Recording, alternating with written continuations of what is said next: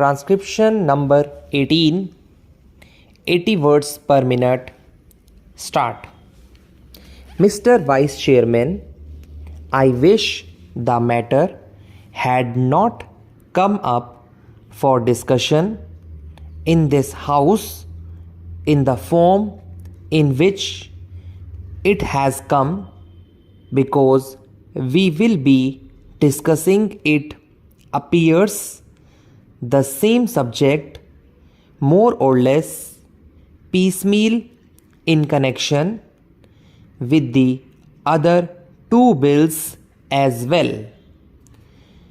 What was necessary for the government in this connection was to provide for a general discussion on the report of the Finance Commission, the kind of thing that we have on such reports, and after hearing the views of the members here, they should have formulated a bill.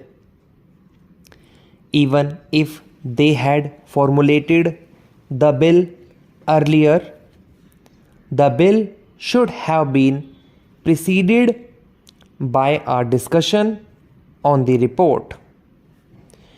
It would then have given us an opportunity of dealing with this rather important subject in our public finance and indeed in our national life. But now we are asked to treat this matter piecemeal and deal with the bill as it comes separately. I say, sir, this would not seem very fair.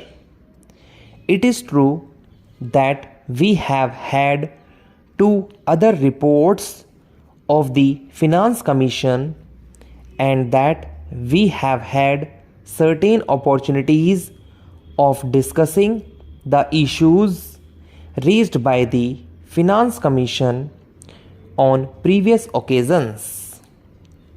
But that should not have precluded a thorough discussion of the third report, more especially after the experience of the two 5-year plans, and generally also after the experience of the states in the matter of public finance and as regards relations between the states and the center.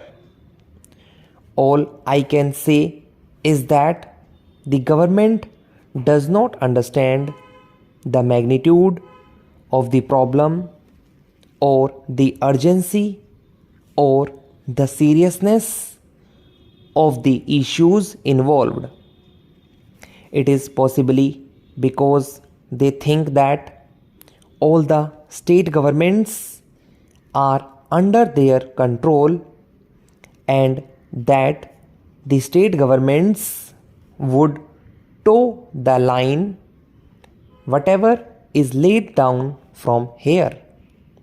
Suppose, sir, today a number of states had been outside the control of the same party which controls the central government. Problems would have become acute because conflicts between the state governments controlled by certain other parties and those controlled by the Congress party, which controls the central government, would have arisen sharply, calling for a thorough discussion and mutual consultation in a different way.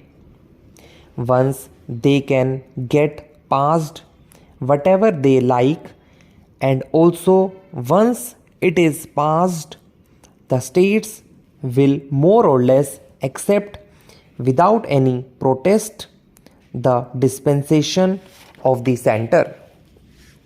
Now that the bill is before us, we have to speak on this subject rather on the general themes. Yet I would like to make certain general observations in this connection because the basis of the bill is the report of the Third Finance Commission. This is a long-standing issue facing the public finance of the country. Those who have studied economics will know well how this matter had come up even during the British time when we did not have either independence or any kind of autonomy in the states. Even in that setup, even at that time, the state governments functioning under the British felt that something should be done with regard to the adjustment of finances, especially in regard to the relations between the center and the states. There had been a long-standing controversy as to how the taxes, especially the income tax, should be divided between the center and the states. I do not deny the existence of the controversy, and this controversy is not easy to resolve.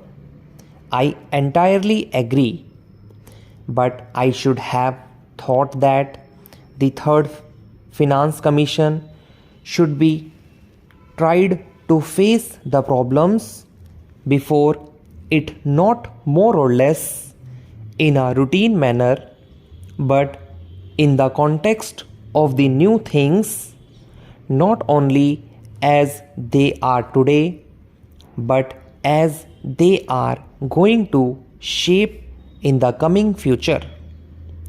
We have got what is called a quasi-federal constitution. I do not say federal constitution, although the spirit is there, but a quasi-federal constitution because most of the powers, many of the powers that should remain with the states are now in the hands of the central government. Therefore, in that way, it is more unitary in character than federal. At the same time, structurally speaking, we have got the state assemblies, legislatures, state budgets, and so on. They function more or less in the same way.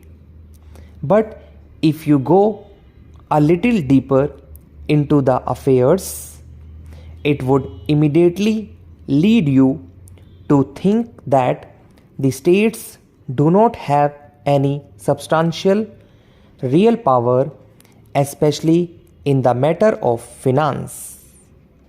Perhaps at the time when the constitution was framed, this aspect did not figure very much in the minds of the makers of the constitution.